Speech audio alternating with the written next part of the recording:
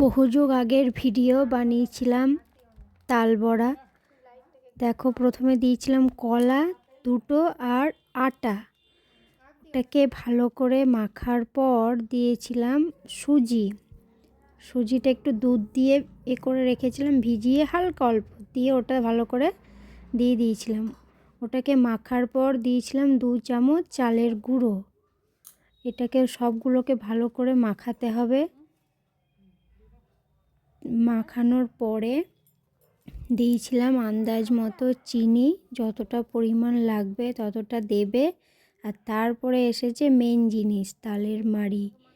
এটা দিয়ে এবার ভালো করে সবটা মাখাতে হবে যাতে দানা দানা না থাকে, তবেই ভালো হবে। তারপরে দিয়েছিলাম অল্প মৌরি আর নারকেলও দিয়েছিলাম, বাট ওটা দেখাতে ভুলে গেছি। এই দেখো ভাজা হচ্ছে তাল বড়া। কেমন হয়েছে বলো সবাই।